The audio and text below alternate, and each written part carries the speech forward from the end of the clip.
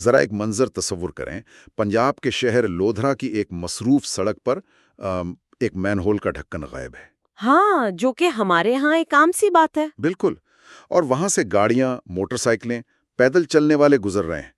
کسی بھی لمحے کوئی خوفناک حادثہ ہو سکتا ہے۔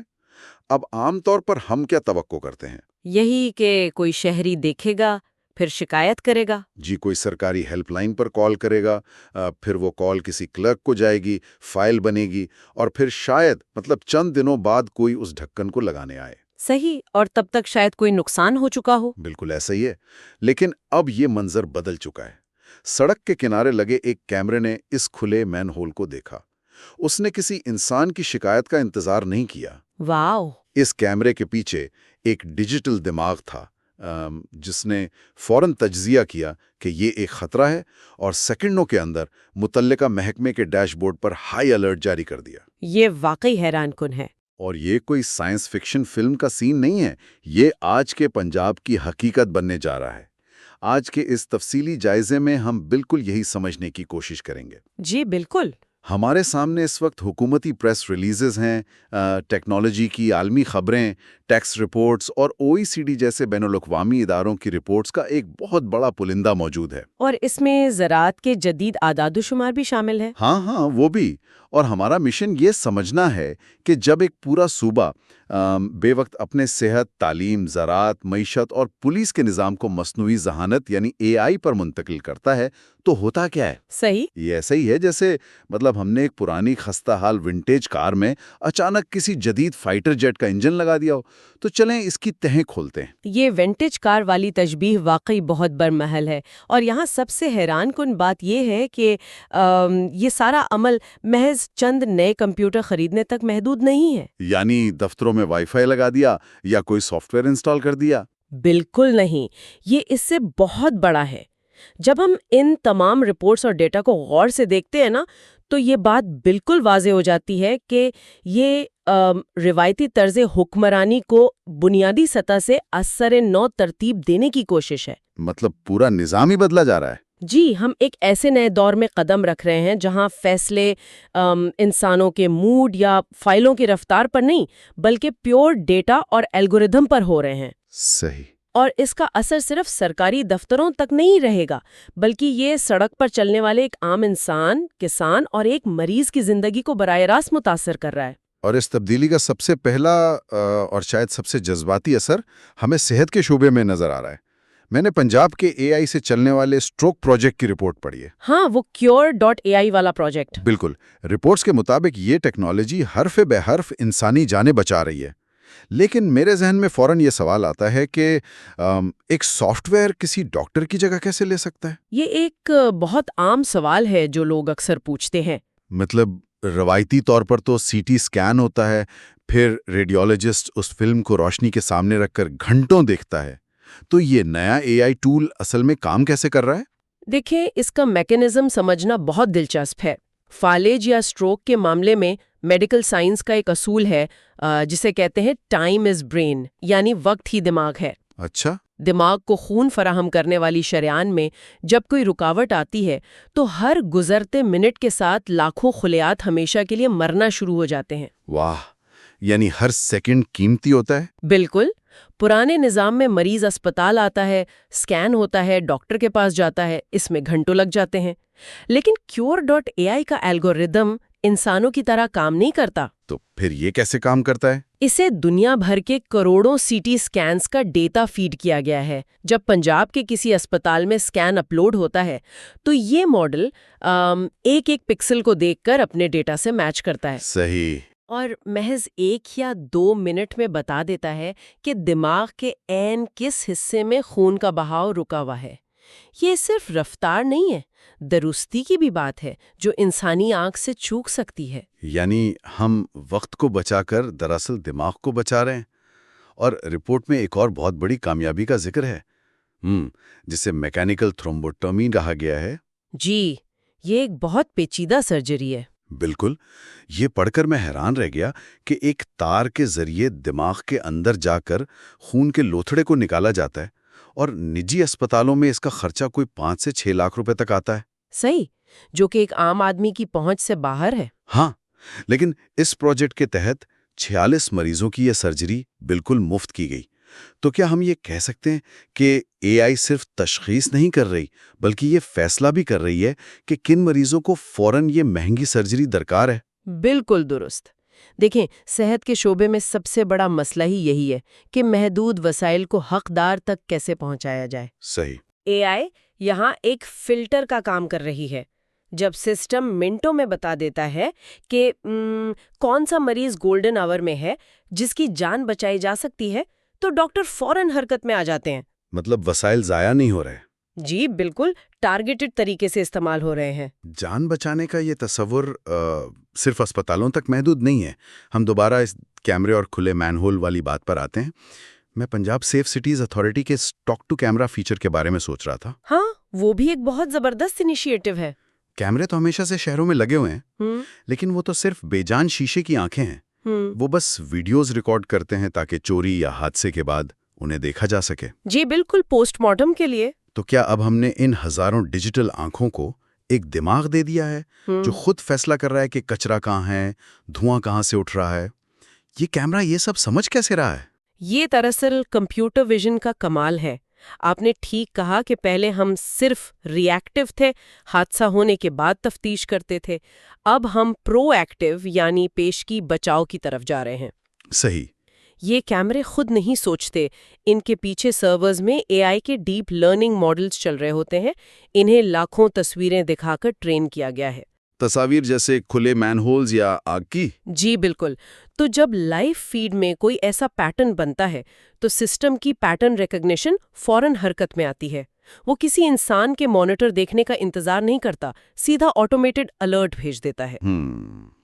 یہاں یہ بات واقعی بہت دلچسپ ہو جاتی ہے کیونکہ شہریوں کی جان بچانا اور شہر محفوظ بنانا ترجیح تو ہونی چاہیے، لیکن اس سب کے لیے ایک بہت مضبوط معیشت بھی چاہیے. ظاہر ہے یہ سب مفت تو نہیں ہوتا. بالکل. کیمرے لگانا، مفت سرجریاں کرنا، اس کے لیے پیسہ چاہیے. اور جب ہم ٹیکس اور معیشت کی رپورٹس کو دیکھتے ہیں تو کچھ ہوش ربا اعداد و شمار سامنے آتے ہیں. خاص طور پر وہ الیکٹرانک انوائس مانیٹرنگ سسٹم والا حصہ. جی، EIMS پنجاب ریونیو اتھارٹی نے جب ریستورانوں کو اس نظام سے جوڑا تو ان کی رپورٹ کی گئی سیلز میں 43% اور ٹیکس کی وصولی میں 27% اضافہ ہوا. یہ ایک بہت بڑا نمبر ہے. تو سوال یہ ہے کہ ایک سافٹ ویئر نے لوگوں کو ٹیکس دینے پر کیسے مجبور کر دیا؟ کیا یہ سسٹم ہر رسید کے پیچھے کھڑا کوئی ڈیجیٹل انسپیکٹر ہے؟ آپ اسے ڈیجیٹل انسپیکٹر ہی کہہ لیں، اور ایسا انسپیکٹر جو کبھی سوتا نہیں اور اسے رشوت نہیں دی جا سکتی. دیکھیں، روایتی طور پر ایک ریستوراں دن میں 100 گاہکوں کو کھانا کھلاتا تھا، لیکن رجسٹر پر صرف 50 کا اندراج کرتا تھا، باقی ٹیکس جیب میں. بالکل. لیکن یہ EIMS دراصل ایک API کے ذریعے براہ راست ریستوراں کے پوائنٹ آف سیل سسٹم سے جڑا ہوا ہے. مطلب رسید کٹتے ہی ڈیٹا حکومت کے پاس؟ جی، اسی مائکرو سیکنڈ میں رسید کا ڈیٹا، رقم اور ٹیکس سیدھا کلاؤڈ سرور پر ریکارڈ ہو جاتا ہے. یہ ایک ایسا ڈیجیٹل فٹ پرنٹ بناتا ہے جس سے چھپانا ناممکن ہے. اسی لیے سیلز میں اتنا اضافہ نظر آیا. یہ تو معیشت کو دستاویزی شکل دینے کا زبردست طریقہ ہے. لیکن میں نے اسی رپورٹ میں ایک اور چیز نوٹ کی ہے. بہت سے کاروبار اب بھی اسے اپنانے سے ہچکچا رہے ہیں.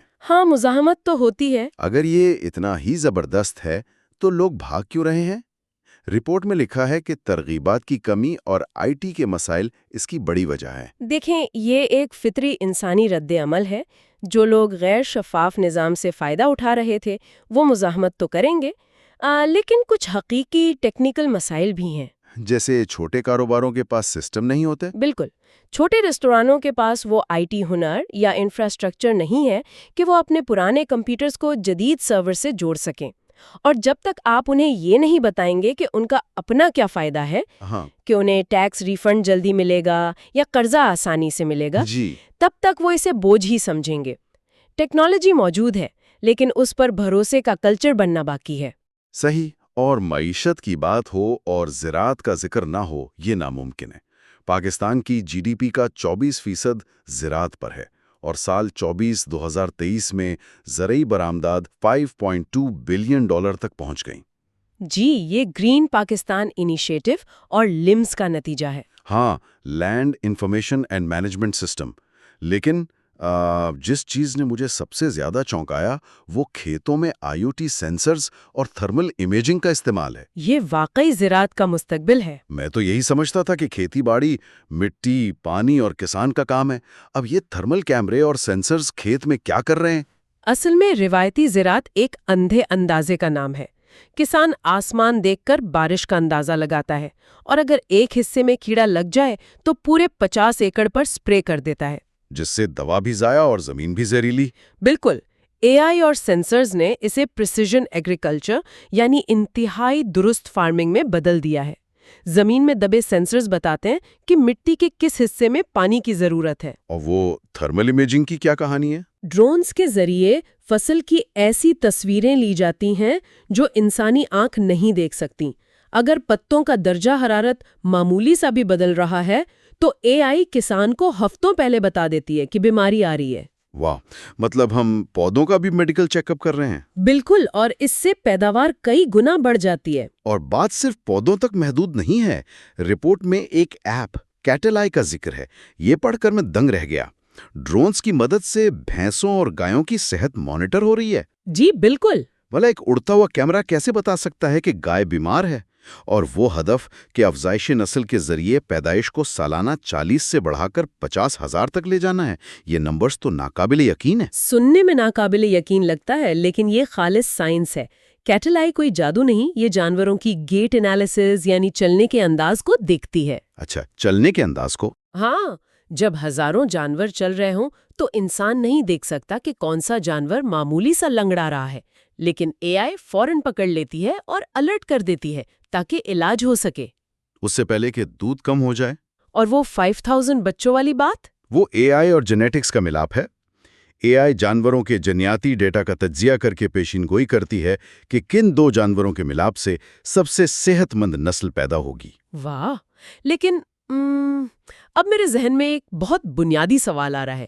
ہم نے اتنے سارے ڈیٹا کی بات کی، کیمرے، ٹیکس رسیدیں، سینسرز، اس سارے ڈیٹا کو جمع کرنا اور پروسیس کرنا، اس کے لیے بہت بڑا انفراسٹرکچر چاہیے. بالکل. یہ دماغ آخر رکھا کہاں گیا ہے؟ رپورٹ میں ڈیٹا والٹ پاکستان کا ذکر ہے جو کراچی میں ملک کا پہلا سوورن AI ڈیٹا سینٹر ہے. جی، ٹیلینور اور رافا سسٹمز کے اشتراک سے. ہاں، جس میں انویڈیا کے جدید GPUs لگے ہیں. تو یہ GPUs اور سوورن سینٹر عام ڈیٹا سینٹر سے کیسے مختلف ہیں؟ اگر ہم اسے وسیع تر تناظر میں دیکھیں نا تو عام کمپیوٹرز میں CPU ہوتا ہے جو کام ایک ایک کرتے کرتا ہے، لیکن جب لاکھوں چہروں یا کروڑوں رسیدوں کو سیکنڈوں میں دیکھنا ہو تو GPU چاہیے جو بوقت ہزاروں کیلکولیشنز کر سکے. بالکل. لیکن اس سے بھی اہم لفظ ہے سوورن. جب آپ گوگل یا Amazon استعمال کرتے ہیں تو آپ کا ڈیٹا دنیا میں کہیں بھی ہو سکتا ہے. صحیح. لیکن جب شہریوں کی صحت، فنگر پرنٹس اور ٹیکس کا ڈیٹا ہو تو یہ قومی سلامتی کا مسئلہ ہے. سوورن کا مطلب ہے کہ سارا ڈیٹا پاکستان کی قانونی حدود کے اندر رہے گا. یعنی کوئی بیرونی طاقت اس تک نہیں پہنچ سکتی. جی، یہ ڈیجیٹل دور میں سرحدوں کی حفاظت ہے. یہ تو سمجھ میں آتا ہے. اور سیاسی قیادت کی سطح پر بھی ہم دیکھ رہے ہیں کہ وزیر اعلیٰ مریم نواز اور ان کے مشیر علی مصطفیٰ ڈار کا ویژن ہے کہ پنجاب کو AI سے لیس صوبہ بنایا جائے. جی، وہ AI ڈیلیوری یونٹ والا منصوبہ. ہاں، جون 2026 میں. اور لاہور میں AI یونیورسٹی، اسکولوں میں کروم بکس اور وزراء کا گوگل جیمینائی استعمال کرنا فائلوں کے خلاصے کے لیے. یہ سب اسی منصوبے کا حصہ ہے. لیکن میں ایک قدم پیچھے ہٹ کر ایک سخت سوال پوچھنا چاہتا ہوں. حکومتیں وعدے کرتی ہیں، کروم بکس بانٹ دینا آسان ہے، لیکن کیا لاکھوں سرکاری اساتذہ اور پرانے بیوروکریٹس کی ذہنیت کو راتوں رات بدلا جا سکتا ہے؟ بالکل نہیں، یہ سب سے بڑا چیلنج ہے. ہاں، جس کلرک نے ساری زندگی فائلوں پر سرخ فیتے باندھے ہوں، کیا وہ AI ڈیش بورڈ کو اتنی آسانی سے قبول کر لے گا؟ آپ کا شکوہ بالکل جائز ہے. ٹیکنالوجی کبھی تنہا مسئلہ حل نہیں کرتی. اصل مرحلہ چینج مینجمنٹ کا ہوتا ہے. جب آپ روایتی کلرک کو ایسا نظام دیں گے جو اس کی ہر دیری کو ریکارڈ کرے گا تو وہ مزاحمت کرے گا. تو پھر حکومت کیا کر رہی ہے؟ رپورٹ میں ہم ایک دوہری حکمت عملی دیکھ رہے ہیں. ایک طرف نیچے سے کام ہو رہا ہے، بچوں کو کروم بکس اور AI پڑھا کر نئی نسل تیار کی جا رہی ہے. اور اوپر سے دوسری طرف جب وزراء خود نوٹ بک LM استعمال کریں گے فائلوں کے لیے تو نیچے یہ پیغام جائے گا کہ کلچر بدل چکا ہے۔ لیکن یہ کوئی جادو نہیں، اس میں سالوں لگ سکتے ہیں۔ تو اس سب کا اصل مطلب کیا ہے؟ ایک طرف سوورن ڈیٹا سینٹر، AI زندگیاں بچا رہی ہے، معیشت اور زراعت کو بہتر کر رہی ہے، لیکن اس کا ایک تاریخ پہلو بھی ہے۔ ہاں، اور وہ پرائیویسی کا مسئلہ ہے۔ بالکل۔ ہمارے ذرائع میں OECD.ai کی ایک رپورٹ ہے۔ انہوں نے پنجاب پولیس کے فیس ٹریس سسٹم کو باقاعدہ ایک AI ہیزرڈ یعنی خطرہ قرار دیا ہے۔ جی، یہ ایک بہت اہم اور حساس نقطہ ہے۔ رپورٹ کے مطابق اس سسٹم میں 1,80,00,000 افراد کے چہروں کا ڈیٹا بیس ہے۔ ذرا رکیے اور سوچئے، مطلب 1,80,00,000 چہرے۔ کیا یہ سائنس فکشن فلم کے ڈسٹوپین منظر جیسا نہیں؟ جہاں حکومتیں ہر وقت کیمروں سے نگرانی کر رہی ہوتی ہیں؟ جی ہاں، مجرموں کو پکڑنا ضروری ہے، لیکن کیا ہم سیکیورٹی کی قیمت اپنی پرائیویسی اور آزادی دے کر چکا رہے ہیں؟ اس سے ایک اہم سوال پیدا ہوتا ہے اور ہمیں اس کا غیر جانبدارانہ تجزیہ کرنا چاہیے۔ دیکھیں، فیشل ریکگنیشن مجرموں کو پکڑنے میں انسانوں سے 1000 گنا تیز ہے۔ پولیس کے لیے یہ ایک خواب ہے۔ لیکن پھر OECD نے اسے خطرہ کیوں کہا؟ انہوں نے یہ نہیں کہا کہ اس نے کوئی نقصان پہنچایا ہے، انہوں نے اسے خطرہ اس لیے کہا کیونکہ اس میں ماس سرویلنس یعنی عوام کی بڑے پیمانے پر نگرانی کی صلاحیت موجود ہے۔ تو اصل ڈر کس بات کا ہے؟ غلط گرفتاریوں کا؟ جی، دنیا بھر میں 2 بڑے مسائل ہیں۔ پہلا، تعصب یا بائس۔ اگر ٹریننگ ڈیٹا میں خامی ہے تو یہ بے گناہ شخص کے چہرے کو مجرم سے میچ کر کے فالس پازیٹیو دے سکتا ہے۔ یہ تو انسانی حقوق کی کھلی خلاف ورزی ہوگی۔ اور دوسرا مسئلہ رضامندی کا ہے۔ کیا ان 1,80,00,000 شہریوں کو معلوم ہے کہ ان کا چہرہ ڈیٹا بیس میں ہے؟ یہ کون دیکھ سکتا ہے؟ کس قانون کے تحت؟ یہ بہت سنجیدہ سوالات ہیں۔ بالکل، اور یہ توازن قائم کرنا ہی شاید سب سے مشکل کام ہے۔ اگر ہم آج کی اس گفتگو کو سمیٹیں تو ایک بات صاف ہے کہ پنجاب میں AI ایک 2 دھاری تلوار ہے۔ بالکل صحیح کہا آپ نے۔ ایک طرف مفت سرجریاں ہو رہی ہیں، زراعت میں نئی جان آ رہی ہے، معیشت ٹیکس چوری سے بچ رہی ہے، لیکن دوسری طرف وہی اسمارٹ کیمرے اور ڈیٹا بیس پرائیویسی پر نئے سوال کھڑے کر رہے ہیں۔ ایسے سوالات جن کا جواب ہم نے بحیثیت معاشرہ ابھی سوچا ہی نہیں۔ سننے والوں کے ذہن میں آ سکتا ہے کہ یہ سب جاننا ان کے لیے کیوں ضروری ہے؟ یہ اس لیے ضروری ہے کیونکہ یہ کسی ایک شہر کی خبر نہیں، یہ وہ مستقبل ہے جو ہم سب کی دہلیز پر دستک دے رہا ہے۔ بالکل۔ ہمیں یہ سمجھنا ہوگا کہ کب ٹیکنالوجی ہمارا فائدہ کر رہی ہے اور کب یہ خاموشی سے ہماری نگرانی شروع کر دیتی ہے۔ ہاں، ٹیکنالوجی اپنی ذات میں نہ اچھی ہوتی ہے نہ بری۔ یہ اس بات پر منحصر ہے کہ ہم اسے کن قوانین اور مقاصد کے تحت استعمال کرتے ہیں۔ اور اگر شفافیت نہ ہو تو بہترین ٹیکنالوجی بھی عوام کا اعتماد کھو دے گی اور وہ اسے خطرہ سمجھیں گے۔ 100% درست۔ اور جاتے جاتے میں چاہوں گا کہ ہم ایک چونکا دینے والے خیال پر غور کریں۔ شروع میں ہم نے فائٹر جیٹ کے انجن کی بات کی تھی۔ جی، ونٹیج کار میں جدید انجن۔ ہم نے دیکھا کہ AI آج جرائم کی پیشن گوئی کر سکتی ہے، ٹیکس چوری روک سکتی ہے اور فائلوں کے خود بخود خلاصے نکال کر فیصلے دے سکتی ہے۔ بالکل، اور وہ بھی منٹوں میں۔ تو ذرا سوچیں، اگر آنے والے چند سالوں میں یہ الگوریدم اتنے پرفیکٹ ہو جائیں کہ وسائل کی تقسیم میں کوئی غلطی نہ کریں اور ہر فیصلہ پیور میرٹ پر کریں، تو پھر کیا ہوگا؟ تو کیا مستقبل میں ہمیں ان روایتی سیاستدانوں، وزراء یا دہائیوں پرانے بیوروکریٹس کی ضرورت بھی باقی رہے گی؟ یہ تو بہت گہرا سوال ہے۔ یا کیا ہم حکمرانی کے ایک ایسے ماڈل کی طرف بڑھ رہے ہیں جہاں اصل حکمران کوئی انسان نہیں بلکہ ایک نظر نہ آنے والا، نہ تھکنے والا الگوریدم ہوگا؟ شاید ہم انجن بدلتے بدلتے خود کو ہی ڈرائیونگ سیٹ سے بے دخل کر رہے ہیں۔ بالکل۔ اسی سوال کے ساتھ ہم آج کا یہ تفصیلی جائزہ یہیں ختم کرتے ہیں۔ سننے کا بہت شکریہ۔